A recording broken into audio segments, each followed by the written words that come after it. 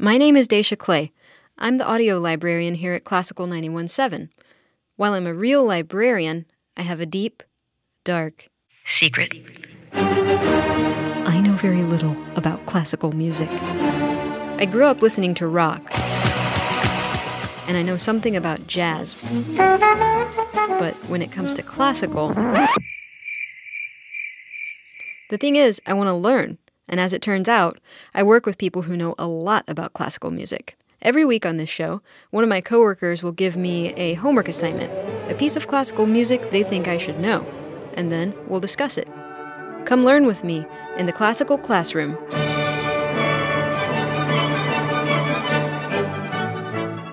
Hello everyone, and welcome to the Classical Classroom. I'm Dacia Clay, and today my instructor will be Ira J. Black, who, according to his LinkedIn profile, is an Iconoclast Emeritus. He was a professor at Houston Community College for 25 years, where he taught whatever the hell he felt like. He was a classical music announcer on KLEF, which was Houston's classical station, up until it changed to a light rock station in 1986. He did his doctoral work at the City University of New York in comic philosophy. But my favorite thing about Ira is that he apparently enjoys painting samurai figurines. Ira, welcome to the program. Glad to be here. Thank you for the offer. What are we going to be talking about today? We're going to talk about comedy. All right. Because every time I say that I did my degree work in comic philosophy, people laugh. So I figure if you can get a laugh out of that, you can get a laugh out of anything. But I've always been interested in comedy and the broad ranges, the spectrum of comedy. Both philosophically, but also because I enjoyed a good joke. And I guess since I was a kid, I was thinking about it, I kind of gravitated toward humor. Yeah. And in music especially, and I grew up at a time when music was terribly serious. I mean, sit up straight. If you're listening at home, you have to sit up straight, you have to wear a tie and a jacket. Or else, what would happen if you didn't? Oh, it would just ruin the entire experience for all the people who can't see you, And at that time, I didn't really appreciate the other side of it. And basically what we're going to start with is one of the best jokes in music is by Papa Haydn, the second movement of the Surprise Symphony. And you have to realize that, humor, comedy happens in context. Humor is like a really fine white wine. It doesn't travel very well. Tragedy is a piece of cake. You can always make somebody cry. Sure. Getting them to laugh takes skill on your part, and it takes the wherewithal for them to understand it, to understand the context. So who is Haydn writing for? He's writing for a cultured audience.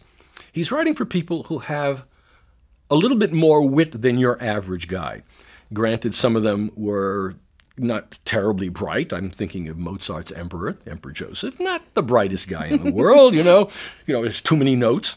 Yeah. But they appreciated the context. The social context of it. Oh, I see. Okay. So he's writing for his audience. He's not saying, I just wrote this here, do with it what you will. But he's writing for them. He knows what they're expecting.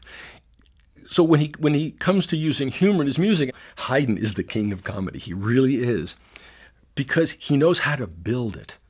He just doesn't do it gratuitously. And this example, the Surprise Symphony, is a perfect example. Noel Coward once said, any idiot can tell one joke. He said it takes someone with skill and comic skill to build on that joke and to create a structure. And that's exactly what Haydn is going to do, as we're about to hear. He takes the really dumbest little tune. The tune for this movement is it's the kind of thing you'd play on a piano if you didn't have the dexterity to play chopsticks. All right? That's basically it. And then he runs it through the mill of variations that juxtapose this dumb little tune with pretentiousness, with bombast, with some very charming little pieces, too, some charming variations. Even one that's maladroit. You have a sense that this is a dance for people wearing unlaced combat boots. And then he brings it back to the original tune that sounds like it's been dragged through the mill. And you know, you're laughing is the way I'm describing it. I laugh when I hear it. Okay, I gotta hear this. So let's why don't we play that right now?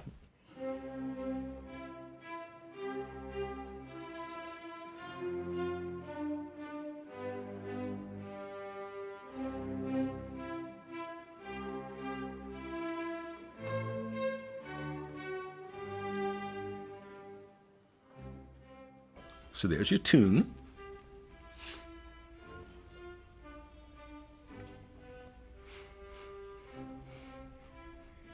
Dacia's nodding off. Yeah, I'm falling asleep. Here I go.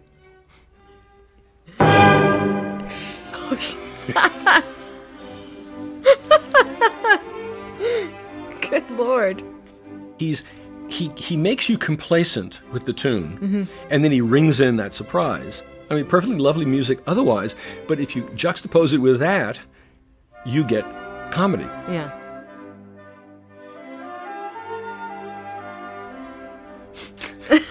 And then we got this little group coming out in tutus all of a sudden. It's so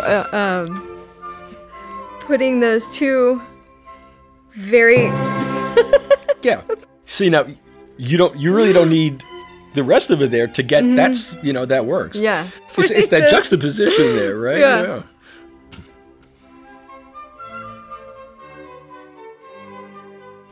The how he keeps changing it up. It's so sort of unnerving. Yeah. You know, like you can't just sort of settle in and listen to the music. Which is what he's going for. Really? Okay. He says it's like a Jack in the Box. Yeah. You know, you never know where it's going to go, and boom, there it is. You know. See, but always coming back to this little innocuous tune, which sets up the joke for the next step up. The reason, one of the major problems, is that we tend to be complacent with what we're listening to, that we end up listening either at the music or we listen past the music. Right, yeah. Instead of becoming engaged in it. And Haydn is saying, no, you have to be engaged. Yeah. And I'm going to give you the incentive. By making schizophrenic music that you have to. Well, comedy is based on juxtaposition and surprise. Yeah. Both of those have to be there to make comedy work. Yeah. Because you take the expected and then you flip it on its head. Mm-hmm. Right. Yeah. He's definitely done that. God. This is to keep the orchestra from falling asleep. I feel like this is the music that captors might play when they're trying to keep a captive awake, you know, and deprive them of sleep. They would just blare this on speakers. So it's more surprising than you actually think, and because it's built on a structure of surprises. Yeah. And juxtaposition and surprise are the two major ingredients in comedy. Is taking something you expect and then flipping it on its head. Yeah. And we would imagine Haydn's audience got that. Now, it's also worth noting, it is unlikely that the audience hearing this would ever hear it again. But for them, it was a real-life first-moment experience, which makes the joke even better. Yeah. It makes the comedy even better because he knows that they don't know what's coming. Yeah. And they want to pay attention because they'll never hear it again. I see. Well, where are we going next in our comedic where we're going journey? Where we're going next is we're going to jump to the 20th century. Okay. Okay. And we're going to jump to a comic review that was wildly successful in London and Broadway at the beginning of the 60s. Okay. This is, there was life in the 60s, Dacia. Okay. It was all black and white. Of course, God hadn't given us color yet. But and it was called Beyond the Fringe. 4 brilliant ex-Oxford, Cambridge students. This is kind of like pre-Monty Python. Yeah. It was Jonathan Miller, who went on to a distinguished career as a neurosurgeon. What? And a producer and director of operas and Shakespeare. Oh my goodness. Alan Bennett, who is one of England's foremost playwrights today. And 2 guys I'm sure nobody's ever heard of. Peter Cook and Dudley Moore. Wow. this is where they all began. Okay. And they did wild comedy, but they were doing it again for audiences that were clued in. Mm-hmm. It was for the audience of London, mm-hmm. which is still a high-class theater audience, and New York. Mm-hmm. So they could make jokes for an audience that got it. Now, on it, in addition to the spoken comedy, we have some musical parodies, and we're going to take a listen to two of them. Okay. The first one is called "And the Same to You," and I think anyone would recognize the composer, quote composer, as Beethoven. Mm-hmm. They should recognize the tune that he uses for the set of variations, and I'll give you a hint. 1957, there was a wildly popular movie which has become a movie classic, and this was the principal theme from that.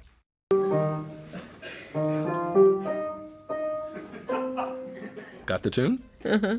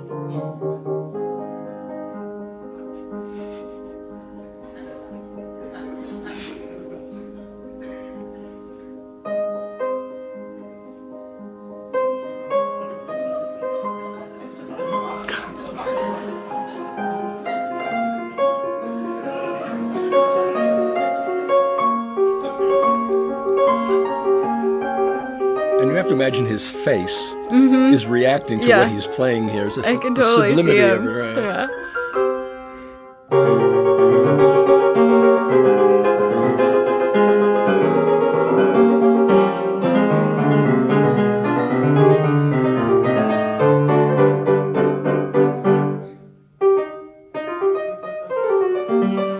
You have to have a few.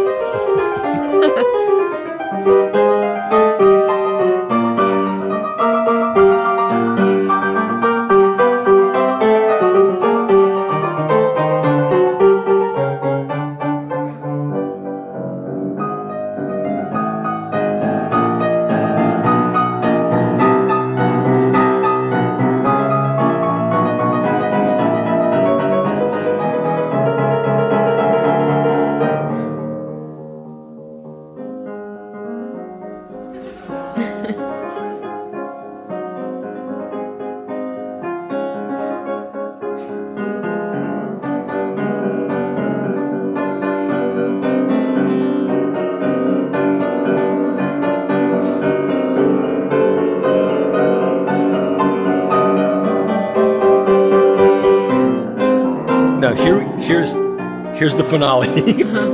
See how long it takes.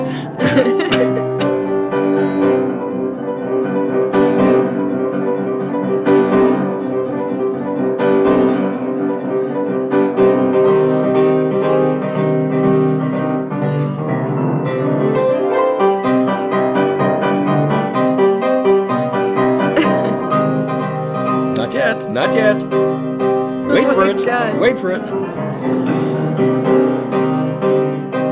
I remember Dudley Moore, who was the pianist. I actually saw it in New York when I was a kid. And the look on his face was of exasperation. It's like, where does this end? Where does this end until finally it does?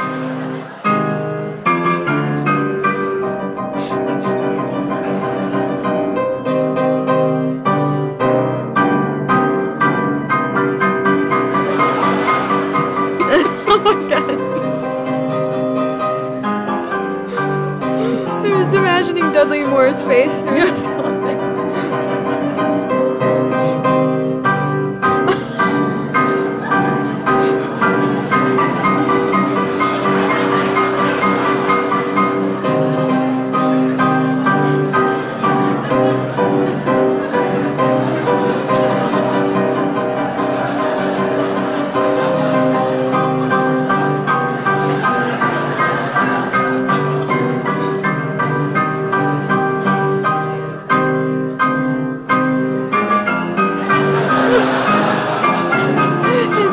have to be hurting at this point. Yeah.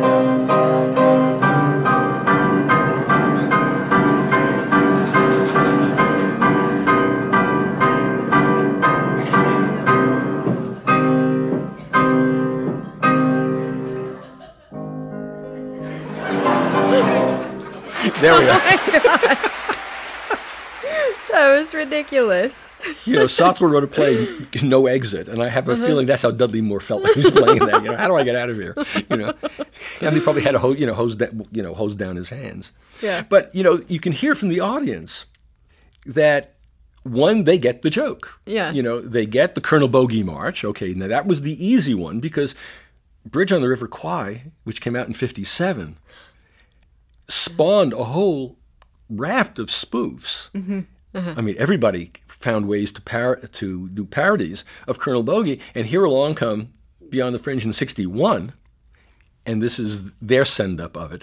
But also the send-up of the piano recital, which again, this is an audience that probably knows this, because there were a lot of them. You know, you could go to Carnegie Hall, you could go to Town Hall, you could go to various other venues around the city, so they're familiar with the vocabulary, the social vocabulary, that they can get it. Now, the second song is even more, it's even more complex.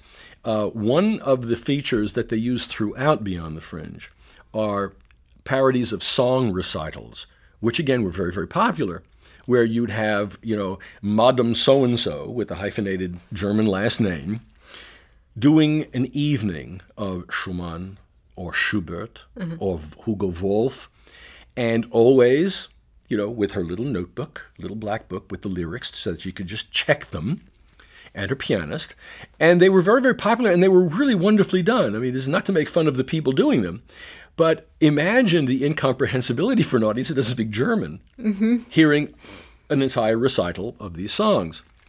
Now, typically, there would always be an MC who would introduce each song in plummy tones, essentially describing the scenario of the song. Because each of those songs, and Schubert started it, he's creating little dramas in his songs. Each song has a scenario. It's not just some flighty little lyric, but there's a scenario here. So we always have this plummy voice explaining that Madame So-and-so will now sing this song. All right? So we have that parody. Then it's a parody on the music of Benjamin Britten. Benjamin Britten was still writing at the time, and he made popular a set of English folk songs and nursery songs that he arranged, that he set for voice and piano. And he created art songs out of these artless songs. Okay.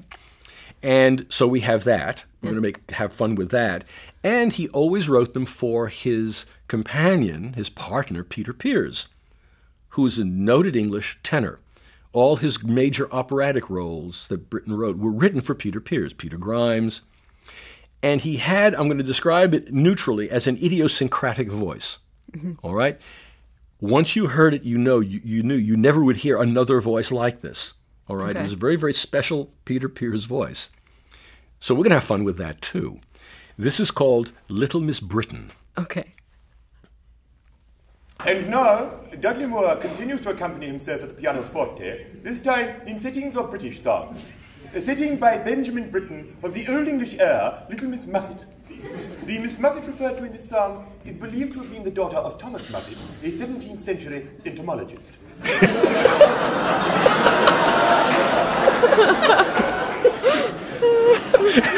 That's good.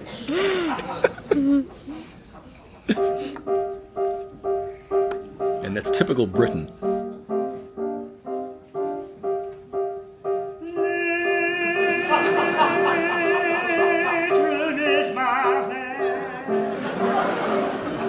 Pears had a way with wavering pitch. Yeah. Just a little bit.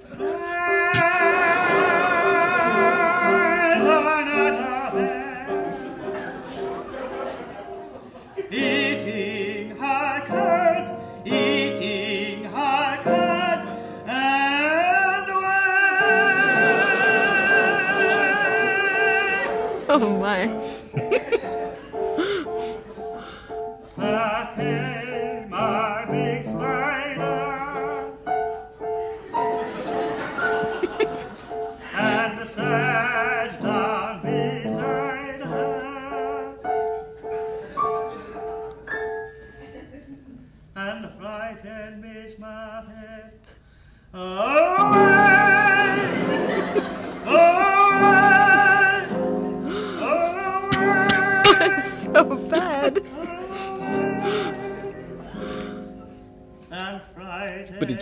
It's so Britten. Yeah. It is so Benjamin Britten.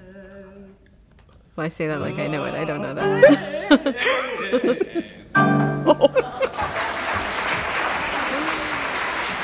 I mean, it's silliness in the service of, in a way, honoring Benjamin Britten. Yeah. But it encapsulates the recital program. You got to make fun of that. Benjamin Britten and Peter Pears singing Benjamin Britten. Yeah. Yeah. And again, the audience, they know about this. They're familiar with all of these things, and so for them, this is like hilarious. Which is why we have to explain it now. Yeah. I think you hit upon something really interesting there, because I've been thinking the whole time, like, what job is it that comedy does? What value is it that comedy brings to our understanding of this music? And I think that's it.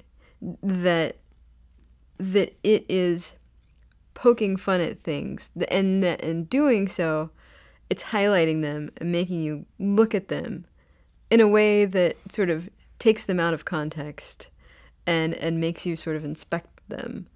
I don't know if that makes sense. Yes, it does. It does. It makes you an active participant. Mm-hmm. As I said before, tragedy. You. Tragedy, serious stuff. Well, I mean, anybody can cry. Yeah. And not even know why they're crying. And believe me, I still cry in Hamlet. Babies cry. Anybody can do it. I'd go further than that. Grown-ups cry. But but what we tend to label are really rather more sentimental. Comedy is not sentimental. Comedy is really testing the metal of things. I love seriousness. I respect seriousness. I admire seriousness, but I don't revere it. And what happens is we tend to revere things. Where it's serious, we must take it seriously. But we can't take everything that way. We have to realize that there's a broader spectrum.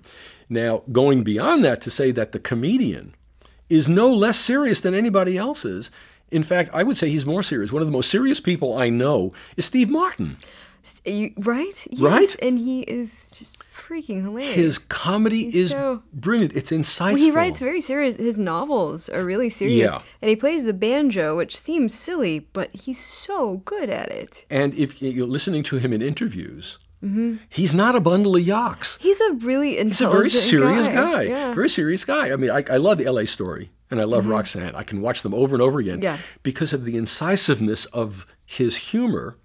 But there is also a serious intent beneath it. And I think, again, comedy leavens things. Comedy gives us perspective. It's a survival instinct of the species. Why do we need comedy? Yes. Otherwise, we'd all commit suicide. Exactly. We can't live in a state of tragedy all the time. Given that statement right there, there is good and bad music in all genres. Why classical music? Why so serious? Oh, I don't think we have time to get into that one, Dacia. Look at it this way. Musicians don't work music, they play music. Now, of course, a lot of work goes into that. I don't want to deprecate my friends, the musicians, to say, well, they're just knocking it off. No, they work real hard at it. But in reality, in performance, they are playing music. There is something to that word. And that's not just an English word, because the Germans use a similar word to refer. A Tonkünstler is a player of tones, is a musician. Okay. A Kunst is a game or a joke. So we've understood that. So, it's universal. But maybe we've gotten away from it. Away from it because, well, for us, we're an adopted country. As you said before, we're the adopted country. We adopted European arts to this country, and it's a kind of self-consciousness about it. So maybe if it's European, it's good, and it's good for you. And we've labored under that. We have labored. I mean, I labored under that when I was growing up, and only came to really appreciate all this until I was already out of college when I came to appreciate. No, if I take it on its own terms, and I take it on my terms, this is something I can live with. I want to live with it, not say, oh no, I've got to go into the room and be very, very quiet now. Right. And I think that really is what it's coming down to. And I think I'm beginning to see that. I mean, I have a basic comic disposition. So I'm seeing improvement. I'm beginning to see that's good. that kind of a I'm change. definitely seeing it too. I mean, and I'm very new to this world, but I definitely have found Welcome. that there's an openness, you know, amongst people in the classical music world to having fun and to, you know, being a little adventurous. Yeah. We should, if you want to get to the last piece. Okay, we have to have a finale, and there's an ironclad rule, a law engraved in stone, that at the end of a classical symphony, you have to send the audience out happy. Yeah. Right? You got to end it on an upbeat, right, babe? Yeah. Okay. We're going to play my favorite. I love this finale. I mean, and Haydn is just chock full of them. It's the conclusion of the Symphony Number 92, the Oxford Symphony. Okay. And since comedy is subjective, you know, it's what you find funny and how you visualize it. What I visualize when I hear this, now, nobody else may see it this way. People may think I'm crazy, but I'm used to that. It's okay. I imagine a Prius tootling down the highway and this big 18-wheeler trying to intimidate it. Mm-hmm. Here we go.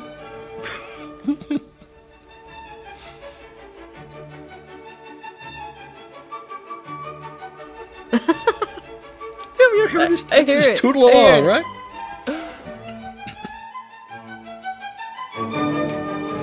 There we go. Okay.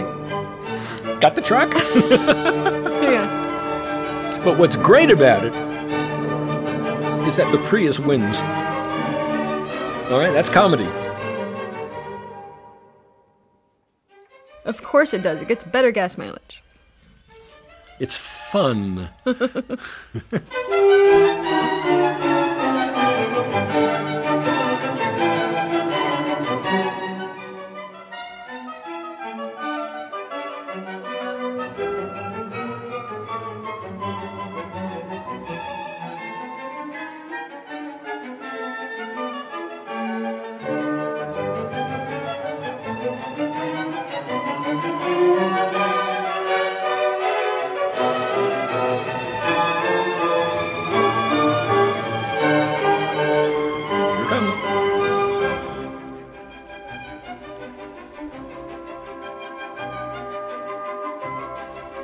So serious.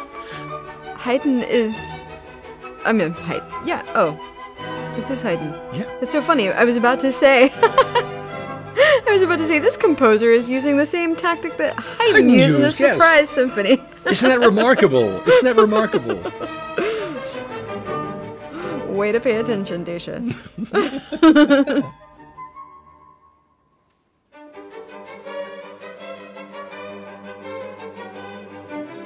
We always come back to the tootler.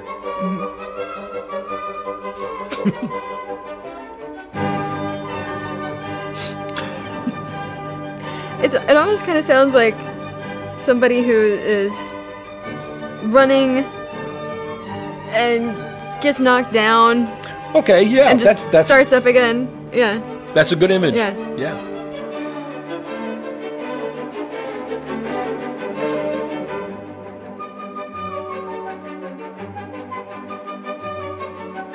Did you see the movie WALL-E? No, Well, there's this little robot Yeah. in the movie. His name is Mo, and his job is the most thankless thing, which is just to clean up dirt all the time. And I'm just seeing this little robot as I'm listening to this music, like just buzzing around. Yeah, that works Yeah. too. Yeah.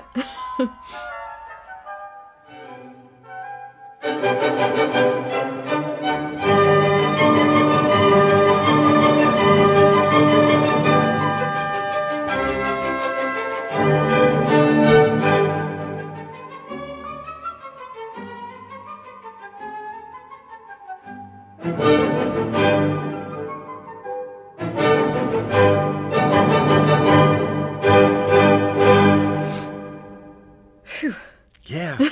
I'm tired now. Can you imagine coming out into the lobby after hearing that? You want to go right over and buy the CD. I don't know. I feel worn out. I mean, that's just like orally. That is just so much. challenging. It is so much fun. Haydn must have had a really wonderful life.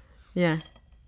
I mean, his whole outlook was a comic outlook. When people asked him, like, you spent 30 years living out in the Tules, because Esterházy is like on the Hungarian border. That's his nowhere house. land. Okay. It's nowhere land. Of course, he is the head of a musical establishment that's incredible because his prince knew good music and was a man of taste. And they asked Haydn, well, what was it like, being away from the centers of art?